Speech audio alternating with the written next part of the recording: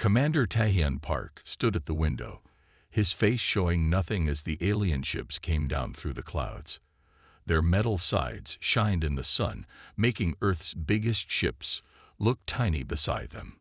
"They're landing everywhere at once," said Captain Ju Kim, keeping her voice calm even though the situation was bad. "Beijing, New York, Moscow. All say the aliens are coming down." The Galactic Empire had shown up just 3 days ago without any warning. Their huge fleet had appeared at the edge of our solar system. All of Earth's armies and weapons couldn't do anything against their advanced technology. "The Secretary General says we must do what they want," Taehyun said, his face still showing no feeling, no fighting back. Juwoo's eyes got narrow. "The whole military. We're just giving up.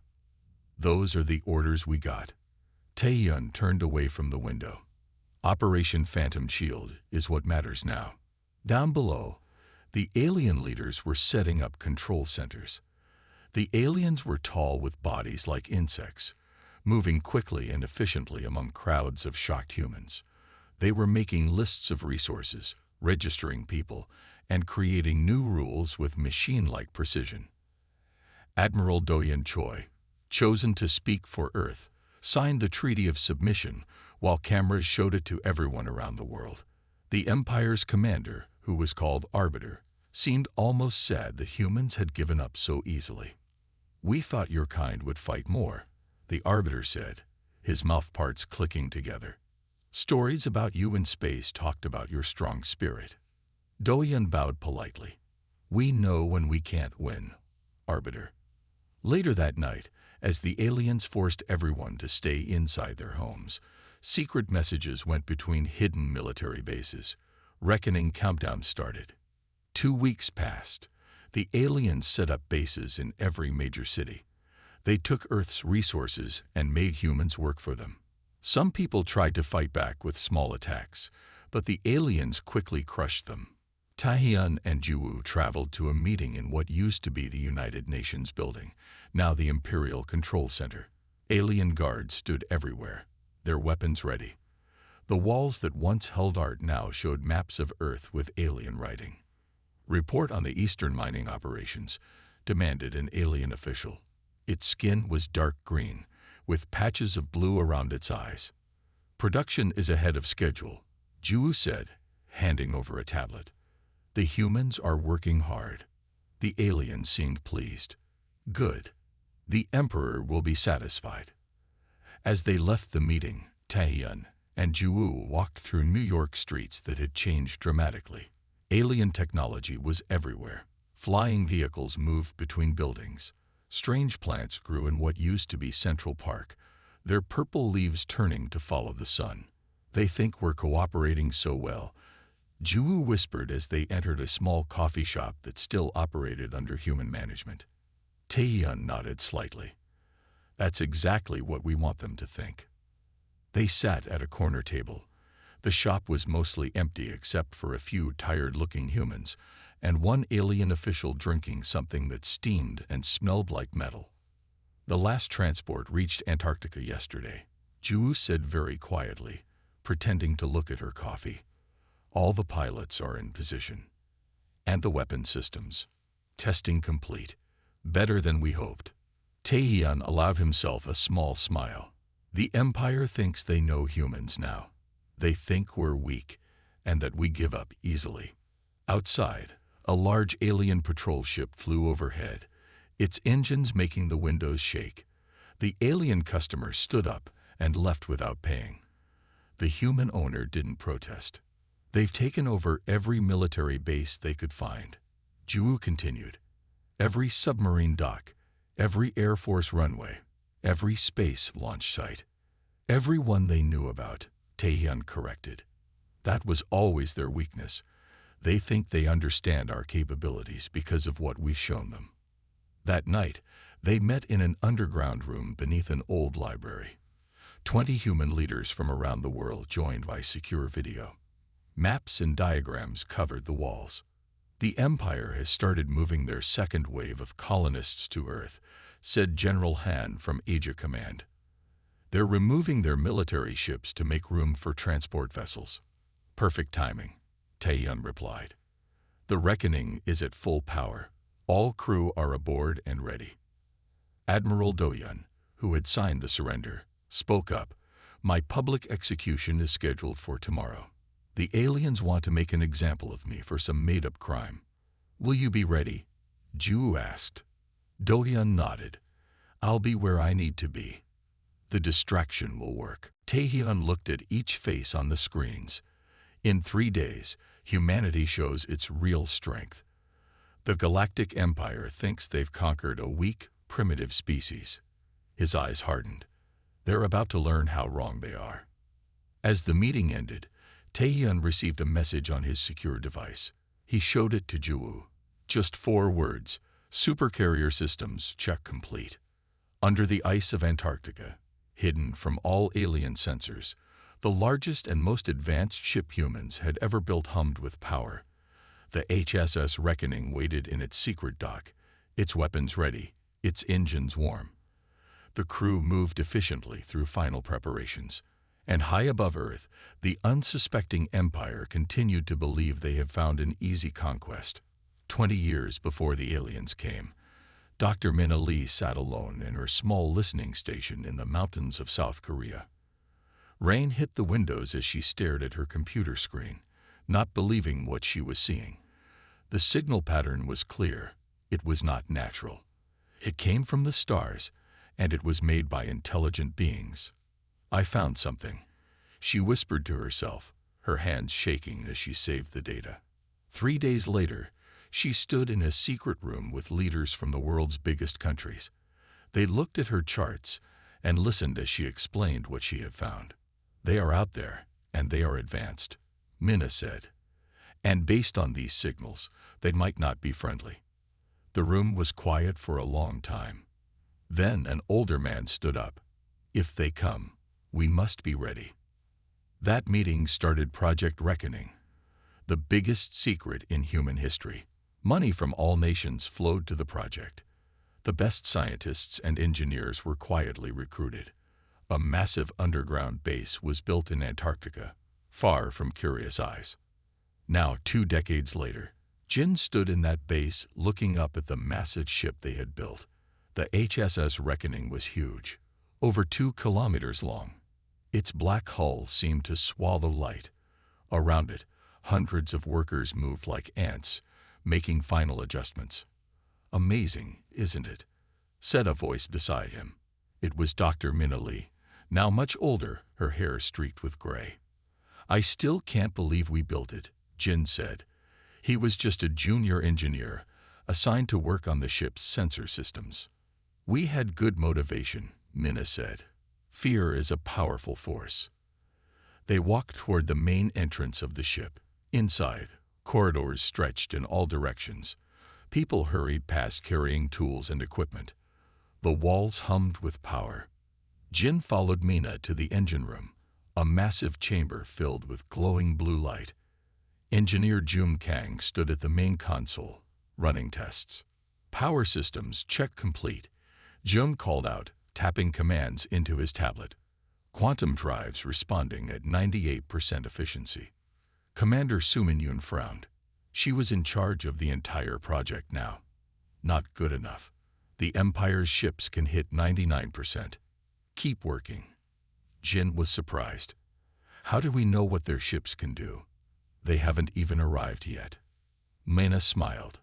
We've been listening to their communications for 20 years. We know more about them than they realize. The Reckoning was like nothing humans had built before. Its hull could change color and pattern to blend with space or sky. Its engines used quantum principles that scientists had only theorized about before the project began. Its weapons were designed specifically to target weaknesses they had identified in alien technology.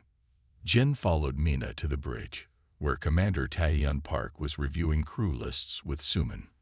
We have pilots from 37 nations, she reported. The best Earth has to offer. And they're all hidden from Imperial tracking. Taehyun asked. The underground transport network has moved them all successfully. The Empire believes they were casualties of their initial assault. Taehyun nodded, looking through the window at the massive ship. How long until launch capacity? 3 days. We're just waiting for the resistance cells to create the necessary distractions. Later, Jin sat in the mess hall with other engineers. The food was simple. Everything had to be brought in secretly. People spoke in low voices about the aliens now controlling the surface. "My family is in Seoul," said a woman named Yun. "The aliens have taken over the city center. My parents send messages when they can. It will be over soon," Jin said, trying to sound confident, "once the reckoning launches. If it works," cut in an older engineer, "this ship has never been tested in real conditions." Jun joined their table, looking tired. "We got the engines to 99.1% efficiency," he said with a smile. Commander Suman actually looked pleased. That night, Jin couldn't sleep. His small room deep underground felt like a tomb. He got up and walked through the quiet hallways until he reached an observation deck. From here, he could see the Reckoning's bow section. Workers still moved around it, welding and adjusting. "Can't sleep." It was Dr. Min Ali again, standing in the shadows. "I'm scared," Jin admitted. "What if we fail?" Mena stepped forward. 20 years ago, I was scared too. When I found those signals, I knew everything would change." She looked at the ship. "But look what we've built. Not one country or one company. All of us together. This ship represents the best of humanity. The aliens don't know about it. We built it in sections, in factories all over the world. We used code names, false projects. The parts were brought here through tunnels dug under the ice. No satellites could see. No signals escaped. And now we wait," Jin said. "Now we wait," Minna agreed. "But not for long." The next morning, Commander Suman called all key personnel to the main briefing room. Screens showed maps of Earth with red dots showing alien positions. "The resistance will strike these locations simultaneously," she said, pointing to several cities. "When the aliens respond, we launch." Jin looked around the room. These people had spent years, some their entire careers, preparing for this moment. Now it was almost here. Taehyun stood. "Some of you have asked why we didn't reveal the reckoning when the aliens first arrived. Why we let them think they'd won." He paused. "Because surprise is our only advantage. They think they know what humans can do. They're wrong." Jin returned to his station that day with new determination. As he worked on the sensor array, he thought of his own family on the surface, living under alien rule. Soon, the reckoning would rise. Soon, humanity would show its true strength. 3 days, just 3 more days, Imperial Governor Baekhyun kicked a piece of broken metal out of his way. The security checkpoint was now just smoking ruins. 3 alien soldiers lay dead on the ground, their fancy armor pierced by simple human weapons. "How is this possible?" he asked angrily. "These humans have worse technology than us." Captain Minji Ryu stood beside him. She was his human helper, working for the aliens to keep her family safe. "Just some desperate rebels, Governor. We're looking for them now." But Baekhyun was not so sure. This was the 14th attack in just 3 days. Each attack hit important targets, places where the aliens talked to each other or watched for trouble. The attacks seemed random, but Baekhyun was starting to see a pattern. "I want more soldiers here," he ordered. "Double the patrols." Minji nodded, but inside she was smiling. The plan was working. Later that night, Minji slipped away from her apartment. The aliens had a rule that humans could not go out after dark, but she knew how to avoid the patrols. She went to an old bookstore. The sign said Kilos did, but she knocked in a special pattern. The door opened. Inside, 20 people sat around a map. They all looked up when she entered. "The governor is worried," Minji told them. "They're moving more soldiers to protect the communication centers." An older man named Daehyun smiled. "Good, just as planned." He pointed to the map. Tomorrow we hit these power stations. The aliens will have to protect those too. One young woman looked worried. But we've lost people. 10 dead in yesterday's attack. I know, Dahian said sadly. But remember what we're fighting for. Remember the reckoning. The same thing was happening all over Earth. In London, a small group blew up an alien fuel depot. In Rio de Janeiro, rebels attacked an alien patrol. In Moscow, important alien computers suddenly stopped working. The aliens were getting angry and confused. They sent more soldiers to protect important places. They made the rules for humans even stricter. But they couldn't stop the attacks. Far away in Antarctica, deep under the ice, Commander Taehyun Park watched the reports come in on a big screen. Red dots showed where attacks were happening all around the world. The plan is working, said Ju, standing beside him. The aliens are moving their ships away from Antarctica to help fight the rebels. Taehyun nodded. It's time. Send the signal. All around the massive ship, people moved quickly to their places. Engineers checked systems one last time. Pilots ran to their fighters. Medical teams prepared for possible injuries. Taehyun walked onto the bridge of the HSS Reckoning. It was a large room with many screens and control panels.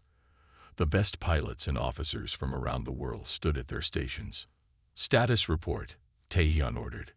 All systems ready, replied Engineer Jun. The ship is at full power. Weapons hot and ready, added Weapons Officer Suman. Pilot Hyun-woo Nam sat in the main control chair. His hands moved over the panels, checking everything. All systems online, Commander. Reckoning is ready to fly. Taehyun looked at each person on the bridge. They had trained for this moment for years. Today we take back our planet, he said simply. Begin launch sequence. 100 meters above them, explosive charges planted in the ice were triggered. They exploded in a perfect pattern, breaking the ice but controlling where it fell. A massive hole opened up to the sky.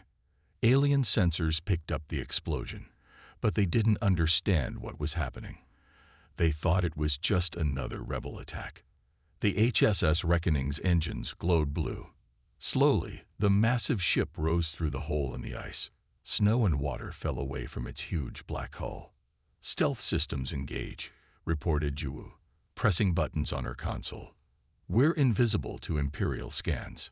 The ship rose higher into the clouds. Its special skin changed color to match the stormy Antarctic sky. To anyone looking, it would appear to be just another storm cloud. Set course for orbital command, Taehyun ordered. It's time humanity showed its true face. The Reckoning moved faster now, climbing through the upper atmosphere. Below them, Antarctica became smaller. Soon, they could see the curve of Earth. And ahead, in orbit, they saw the alien ships, giant metal creatures floating above Earth.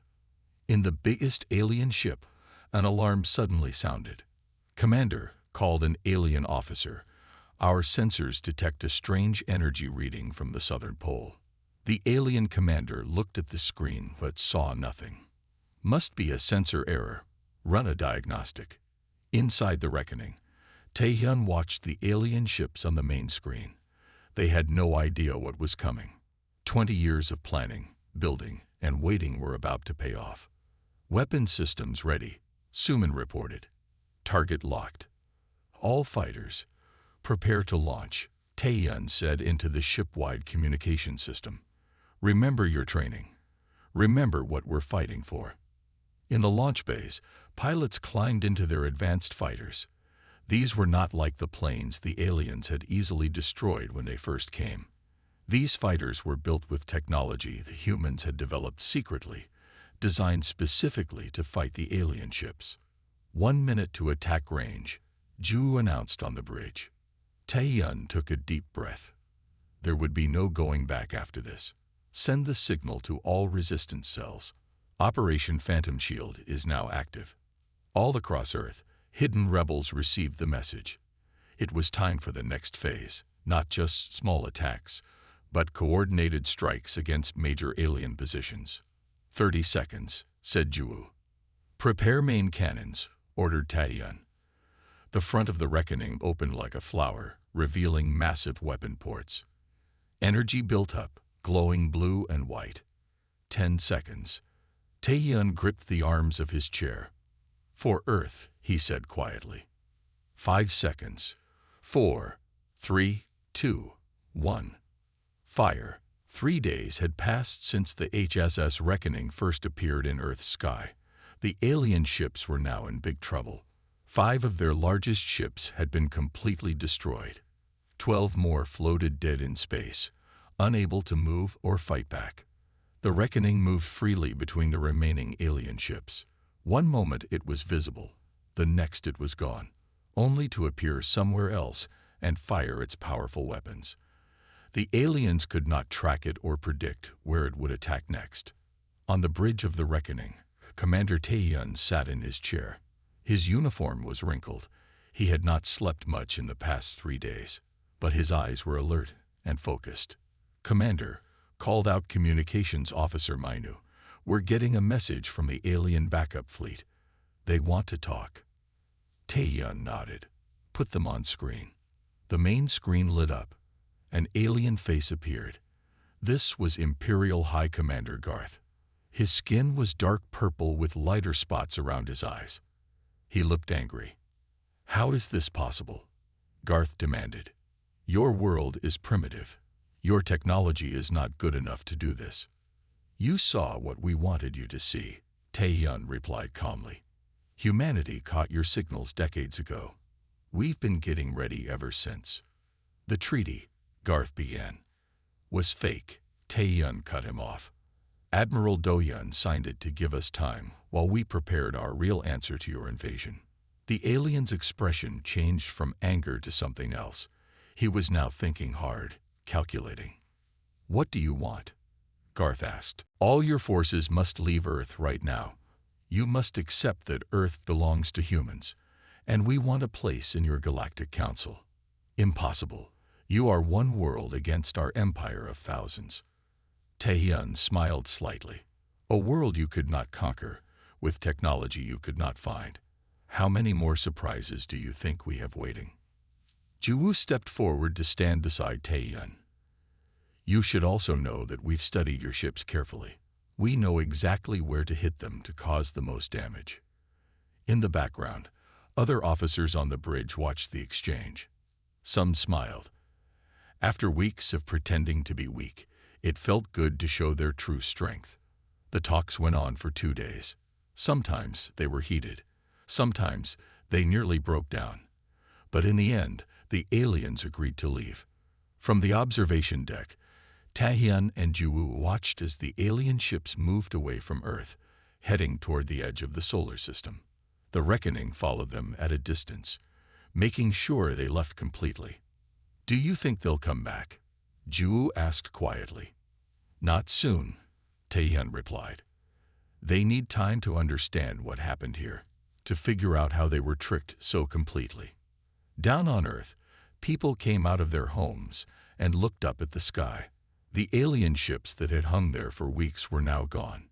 In cities around the world, people celebrated in the streets. The alien control centers were empty. The alien flags were torn down. 1 month later, Earth was a different place. The United Nations building in Geneva had been rebuilt and expanded. A new section had been added, the Galactic Embassy. It was here that Earth would now deal with other worlds as an equal, not as a conquered people. Taehyun and Juwoo stood in a large room in the embassy, getting ready for their first trip to the alien capital. They wore new uniforms, dark blue with silver trim, and the Earth symbol on the shoulder. "They still don't understand how we did it," Juwoo said as she adjusted her uniform in front of a mirror. "Good," Taehyun replied. "Let them wonder. The mystery of the Reckoning will keep them careful around us." A young aide entered the room. "Commander, your transport is ready. The crowds outside are huge." Taehyun nodded. "Let's not keep them waiting." Outside the embassy, thousands of people had gathered to see the delegation off.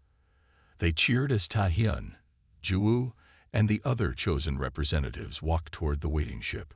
High above, the HSS Reckoning floated in the clear blue sky. Sunlight bounced off its dark hull. It was a symbol now. A symbol of what humans could do when they worked together. A symbol that had changed humanity's place in the galaxy forever. As they boarded the transport ship, Tae-yun looked back at the crowds. He thought about Dr. Mina Lee, who had first discovered the alien signals. About Engineer Jun, who had worked so hard on the Reckoning's engines.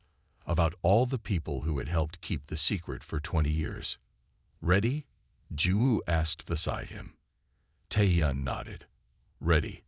The transport lifted off, rising toward the Reckoning. From there, they would travel to the heart of the Galactic Empire, not as defeated subjects, but as representatives of a world that had earned its place among the stars. Behind them, the people of Earth watched them go, proud of what they had accomplished together, and hopeful about what the future might bring. The end, the Naru. Song looked confused. They'd been extinct for 1,000 years. Moon placed his tablet on the table, displaying images of an insectoid species with multiple limbs and large compound eyes. The Naru were predators who consumed other sentient species. They were the reason the Confederation formed originally, to stand against their expansion. "You fought a war against them," Yum asked.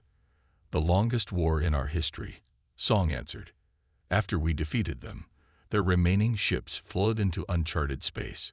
They were presumed dead after centuries of no contact." Moon continued, "But look at the code alterations Officer Ryu found. They contained signature elements of Naru programming that our historians preserved. It's subtle, but unmistakable.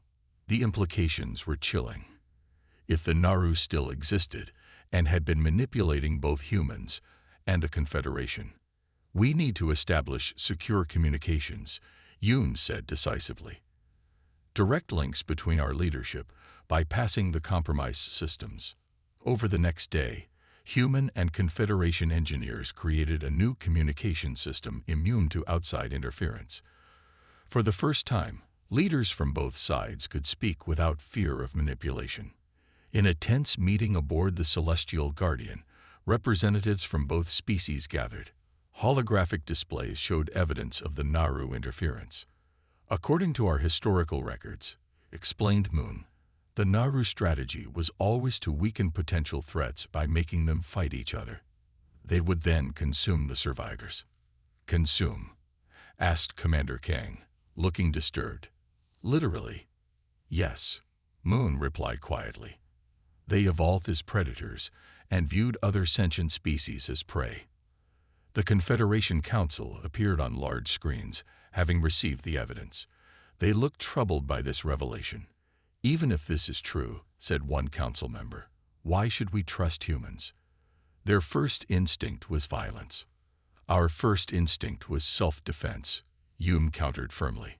"Just as yours would be. The difference is, we discovered the deception before either side was destroyed." The debate continued for hours. Human military commanders were equally skeptical about trusting aliens with advanced technology. But the evidence of Naru manipulation grew stronger with each system they checked.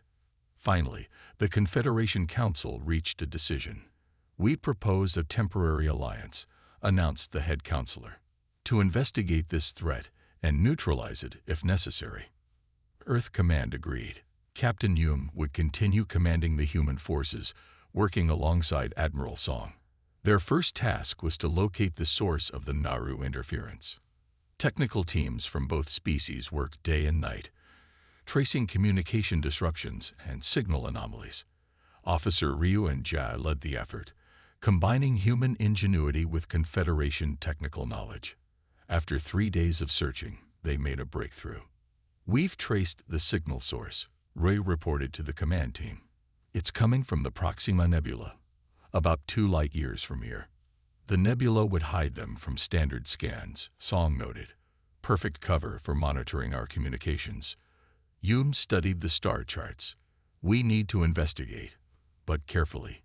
If they are there, we don't want to alert them."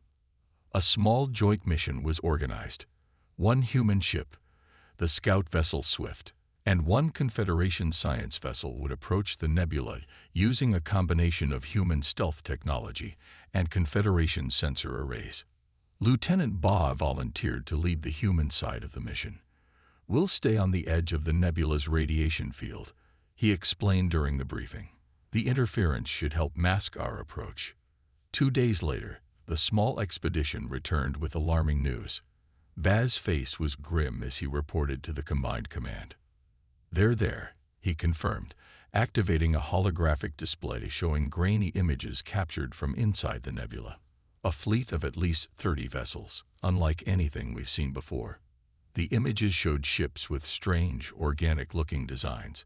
They appeared to be made of overlapping plates of some dark material, with few visible lights or windows. "Naru warships," Moon confirmed after studying the images. "Their design hasn't changed much in 1,000 years." "What are they doing?" asked Admiral Song. "Waiting," Bay replied simply.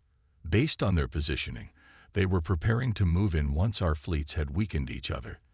They expected to find debris and damaged ships, not an intact fighting force. Yoon and Song exchanged looks. The Naru had nearly succeeded in their plan, if not for the restraint shown by both sides and the careful investigation afterward. Both civilizations might already be facing extinction. "We need to prepare," Yoon said firmly. "They won't wait forever once they realize their deception has failed." For the first time in its long history, the Confederation prepared for a deliberate offensive action, and for the first time, humans found themselves fighting alongside alien allies rather than against them. For 3 days, the combined human and Confederation fleet prepared for battle. Ships that had been firing at each other just days before now trained together, sharing tactics and technology. Humans taught Confederation crews about unpredictable combat maneuvers, while Confederation engineers helped improve human shields against Naru weapons. Captain Yoon stood on the bridge of the Resolute, looking at the tactical display.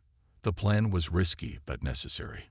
The Naru had to be drawn out of the nebula where their advantage would be minimized. "Are all ships in position?" she asked. "Yes, Captain," replied Officer Ba. "Human and Confederation vessels are paired as planned. The decoy group is ready." Yoon nodded and opened a channel to Admiral Song on the repaired Celestial Guardian. "Admiral, we're ready to begin." "Understood, Captain," Song replied. His face showed both determination and concern. The Confederation hadn't fought a real battle in generations. May fortune favor us all. The first phase of the plan began with a small group of ships approaching the nebula, appearing damaged and vulnerable. These were the strongest vessels from both fleets, disguised to look weakened. They transmitted fake distress signals describing a devastating battle between humans and the Confederation. Deep within the radiation clouds, the Naru detected the approaching ships. Their commander, a scared veteran of the ancient war, studied the readings with compound eyes that reflected the light of multiple screens. "The prey weakens itself as expected," he clicked to his lieutenants. "Prepare to harvest both species." The Naru fleet moved slowly from the nebula, weapons charging. They expected to find easy targets, the remnants of 2 civilizations that had destroyed each other. What they found instead was a unified fleet waiting in attack formation. "Naru vessels emerging from the nebula," announced Commander Kang on the Resolute's bridge. 32 ships detected. Their weapon systems are powering up. Captain Yoon took a deep breath. Everything depended on perfect timing now. "All ships," she broadcast to the combined fleet, "execute Plan Thunderstorm." The human and Confederation ships burst into action. They moved in patterns that seemed random to observers, but followed a complex dance that Yoon had designed with Admiral Song. The Naru fired their first volley, powerful energy beams that could cut through most shields. But the target ships weren't where they were supposed to be. The human vessels moved with unpredictable changes in speed and direction, while Confederation ships followed their lead, protected by their superior shields. "They're evading our targeting systems," reported a Naru weapons officer, mandibles clicking in frustration. The Naru commander leaned forward. studying the battle with growing concern. What is happening? Their movements make no sense. What the Naru didn't understand was that humans had developed their combat tactics through centuries of fighting each other. Their movements weren't based on pure mathematics that could be predicted, but on instinct, deception, and creativity. They adapt, observed the Naru commander to his lieutenant, as another volley missed the human ships. They learned too quickly. The battle spread across the star system as smaller groups of ships engaged in running battles. Confederation vessels provided powerful shields and energy weapons, while human ships delivered precise strikes at weak points the Naru didn't know they had. Admiral Song watched from the Celestial Guardian with growing admiration. "The humans fight like nothing I've ever seen," he said to his officers. "Not with just technology, but with imagination." The Naru began to realize they had made a terrible mistake. This wasn't the easy harvest they had expected. These combined forces fought with both technical skill and unpredictable tactics. Captain Hume saw their moment of opportunity approaching. "Prepare for the Soul Maneuver," she ordered her crew. The Resolute suddenly broke from formation, appearing to suffer engine trouble. It drifted toward the Naru command ship, its flank exposed, a seemingly easy target. "The human flagship is vulnerable," the Naru tactical officer reported eagerly. "Shall we take it?" "Yes," the Naru commander ordered. "Bring us alongside. We will capture their leader alive for study."